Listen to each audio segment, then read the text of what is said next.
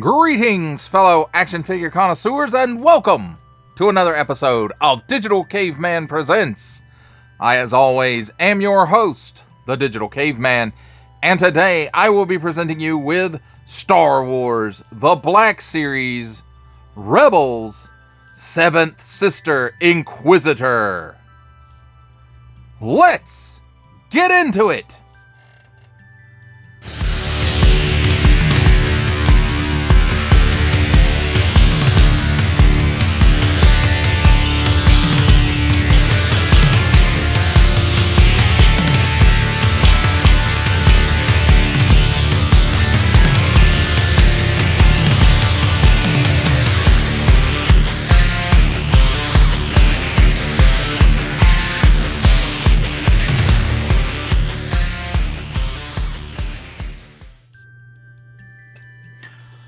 Let's start things off with a look at the packaging.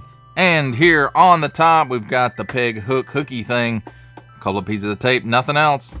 On the front, Star Wars, the Black Series, and a nice big window showcasing most of the figure and her accessories. She is 09 in the Rebels subline, Seventh Sister Inquisitor. Warning, don't stick things in your pie hole if they don't belong there. 4 and up, and there's the assortment numbers if you need that kind of thing. And Hasbro print, small, fine legalese print on the bottom, along with symbols I'm not going to learn, and a barcode, and made in China print. But I think I said that already. So there we have that. On this side, nothing really at the top. At the very bottom, Star Wars the Black Series, and the stripe that's on the front continues around to the back on this side at an upward angle. Then on this side, we've got the artwork of Seventh Sister. Seventh Sister Inquisitor says at the bottom. On the back, we've got that artwork again. Same one from the side, just close-in view of it. Or a closer-in view of it. Star Wars The Black Series, Seventh Sister Inquisitor. Quick, agile, and deadly, the Seventh Sister Inquisitor was one of the Empire's elite Jedi hunters, dispatched to find Ahsoka Tano and her rebel friends. And then there it is again in some other languages. Again, she's 09. In the Rebel subline. Warning, attention, Octoon. Don't stick things in any language pie hole that do not belong there. Don't give it to babies. Attention, especially don't stick things in your French pie hole. Disney print, small print, fine print, legalese print, made in China print, Hasbro print, and that number impressed into the box. That, my friends, completes our look at the packaging. Let's take a look at the figure and her accessories. And we've got handy dandy tweezers right here when we get some of the smaller accessories, which we'll start off with. So first she has this little spy droid doodad. I don't know what model and stuff it is. And, you know, it's got some nice molded details in it. The head spins around 360 degrees. Got a nice little paint app for the eye right there. And then none of the arms move, but at this size, you know, I'm not going to say that's impossible to do, but we're talking about Hasbro, so. Next up, we have her lightsaber handle. And it's got a couple of paint apps on it, some nice molded details in there. It's double bladed, so it's got ports on each end. It's got a post right there, and we'll get to what that's for momentarily. She comes with 2 of the newer, well, to me this is new. I know this came with the Comic-Con exclusive Anakin and Obi-Wan set, this mold of the lightsaber swish, and they're pretty darn thick and kind of heavy, so I'm gonna go ahead and call that you really shouldn't display it with these in it, or leave these in it for any amount of time, because they're heavy. And while I don't think the peg will break, because it's pretty solid material, the softness of the lightsaber handle, they may bend. And there's 2 of those, a nice translucent red, so that's pretty cool. It's a neat little thing to include. And then of course she comes with 2 standard lightsaber blades, again the translucent plastic, and it's got just a plain post on it, no ring or anything like that on it. And the same goes for the swish effects as well. So very appropriate to the character. Next up, we have her helmet, which this comes on the figure in the packaging. So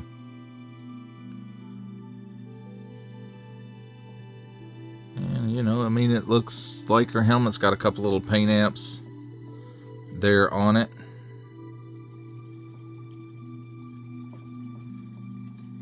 And then here is her mask, which attaches to the helmet, and we'll get to that momentarily. I don't think there's any paint apps on this, not that I can tell, but it does have nice molded details. It's kind of molded in a swirly twirly plastic, like maybe they put some silver glitter or something in it, because you can kind of see a glittery effect in there. And it's got two upwards hooks and a tab on the top here. Now let's take a look at the figure herself. And I have to say, you know, this really takes me back to Rebels. I mean, it does, of course, it doesn't look exactly like the animation model, but when, you know, in the Black Series, they try to take that and blend it with the realism and kind of get an in-between where it leans more heavily into the realistic. And that's the case here. So look at those eyes. And she's got some eyeshadow on there under the eyebrows. The dots on her face, her lips. There's a little bit of liner maybe under the eyes as well, it looks like. I don't know exactly what you call it. I'm not a makeup expert. And then, of course, she's wearing a little scully cap thing. So nice paint and sculpt for the face. And I have to say, the rest of it looks pretty darn good as well. We've got a tampo here on each side of the Imperial symbol. Some paint apps of some silver here. A little bit of red here and here. Silver for her belt buckle. And then there's some down here and here and here. And some on the belt. Not a whole lot going on the back. Now on the backs of her shoes, she does have this red stripe, and that's on both sides, but not on the insides.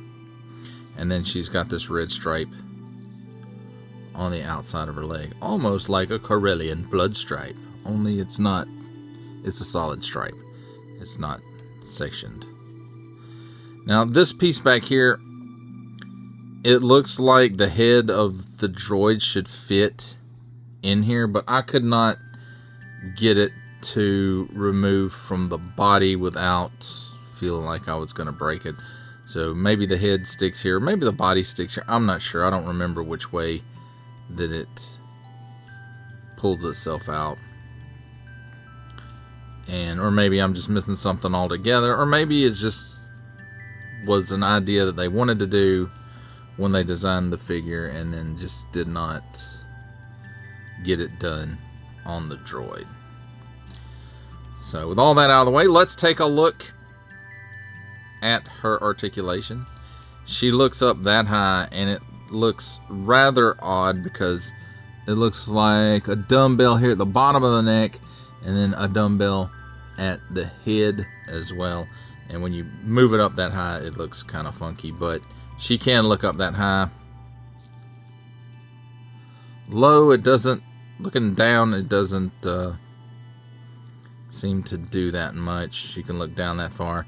She's got tons of chicken neck though. Waggle, waggle, waggle at the base of the head, at the base of the neck, and she can do the full Exorcist. Now there's it looks like a butterfly joint at the shoulder. Yeah.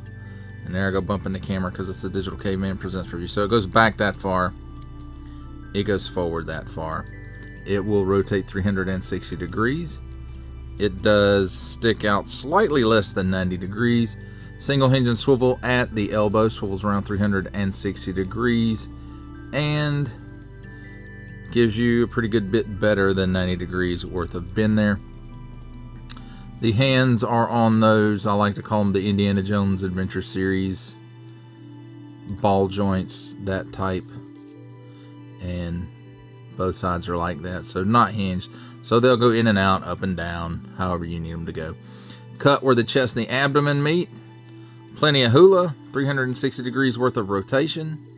She can lean back that far, which is pretty darn good. She can lean forward that far, not quite as good. Nothing at the waist. At the hips, the overlay here does hinder it up a bit, and you get about that much of the splits out of her. She can only quick kick forward that far and back that far, but I don't think the back kick is being hindered by the overlay very much. There's a cut at the upper thigh, 360 degrees of rotation there. Single hinge and swivel at the knee gives you that much bend and does swivel 360 degrees. At the ankle, tilts down that far. Hey, that knee bends forward too. How about that? And tilts up not very much at all. And then it does have a pin for rocker. Now, as far as getting the helmet on, or the helmet and the face mask and all that. So you put the helmet on her head, and then you take the mask and the upwards hooks. There's some posts, or ports rather, in the helmet that it goes into. And if I can hang on to it, I might can show you. So you make sure that tab at the top of the mask is in there, and then it just kind of sits in there. It's sort of secure. I wouldn't say it's super secure, and I wouldn't say it stays like where it's supposed to all the time. It really doesn't. The lightsaber, the little post on it here, there's a little port on the overlay right here, so it does stick there. And then of course no storage for the lightsaber blades, and apparently no storage for the little spy droid either, unless I'm just too dumb to figure it out or too scared to pull it apart, because I pulled on it pretty good and it did not feel like it was supposed to come off in there. You can see, like I said, the mask kind of stays on, kind of, sort of. And there you have it, my friends. There's a look at the figure and her accessories.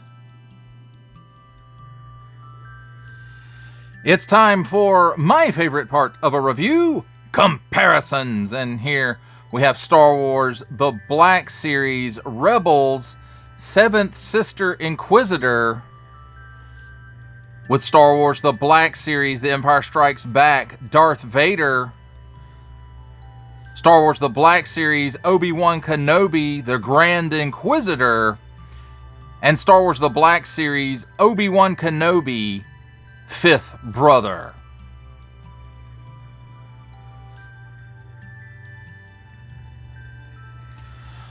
For our last set of comparisons, here we have Star Wars The Black Series Rebels 7th Sister Inquisitor, with from the Marvel Legends series making his cameo appearance, Stan the Man Lee. From G.I. Joe Classified series, the Hasbro Pulse exclusive Regal variant Cobra Commander. From Star Wars The Black Series, the Archive Edition 501st Legion Clone Trooper. And for a 7-inch scale comparison from the Masters of the Universe Masterverse line, the 40th Anniversary He-Man. For final ramblings on Star Wars The Black Series Rebels 7th Sister Inquisitor, I have to say I think this is pretty accurate to the show with that realistic Black Series spin on it. And I think this figure turned out really, really good. I like the mold. I like the overall look of it. I don't know if I'm super enamored with the way the mask and the helmet work yet. We'll just see how many times you know, it falls off on the display. That's, you know, really what I'm worried about with that. I like her accessories. You know, she comes with regular lightsaber blades. She comes with the new swish effect blades, and you know, if you can work that out to where you could get those like she was, you know, spinning around and flying in your display, that would look really, really cool. I just think that those effect pieces are a little bit heavy for the softer material that the lightsaber hilts are usually made out of. So I don't know that it would be a good display option. As far as, you know, if you're using it in the short term, no problem. No problem. And again, I like the overall look at this. And I like the, you know, the realistic spin they take on those animation characters for the Black Series, so that everything just kind of flows together and you can use it all together. That really works. You know, I guess it works for everybody else, but I really like that they do that so everything kind of works together. And again, that's just my opinion. Your mileage, of course, may vary. You know, I like that the lightsaber hilt can attach to the side of the figure like it did in the show. The peg on this, unlike some of the ones from the Inquisitors from Obi-Wan Kenobi subline of Black Series, the peg doesn't seem to be like it doesn't seem to be an issue. So there's not going to be any cutting it down and doing magnets and all of that stuff like I had to do with some of the other guys. I'm still a little mystified for the thing in the back of her armor. You know, does the head come off of the little droid and go there, or is it just that's where it goes, and because they included it as an accessory, it's not in there? So a little, you know, an extra piece that would fit in there would be nice. But again, it may just be me. The thing may come apart and go in there, but I was afraid I was going to break it applying too much pressure, and it did not want to come off easily. So I'll just leave it at that. But other than that, I mean, this is a really, really good Black Series figure. I think they're getting better at doing it. As long as they've been doing it now, you know, they ought to have a lot more hits than they do misses. But that's not always the case with the Black Series or Hasbro at all. But I guess it is what it is. But again, overall, you know, if you're a fan of Rebels, you're a fan of Inquisitors, then this is definitely a pickup, especially if you've got those other Inquisitors that were in the Obi-Wan subline, and one of the sisters that was in Jedi Fallen Order. Was that it? Yeah, Jedi Fallen Order. Then, you know, I mean, this one goes right up in there with that. And I think she'll fit in nicely with that part of my display. Well, that does it for the review. I hope you enjoyed it. I enjoyed making it. Only support from viewers like you make this programming possible. Each view does count, and I do appreciate each and every single view I receive. Thank you, and thank you so very, very much for supporting this channel through viewing. If you are interested in supporting my channel further, I am now offering memberships at various tiers. Click the join button on my YouTube page, or check this video's description for the link and see if any membership offers are right for you. But only if you are in a position to do so. Comment below, like, share, subscribe if you would like to see more content or just help the channel grow, or both. That's even better.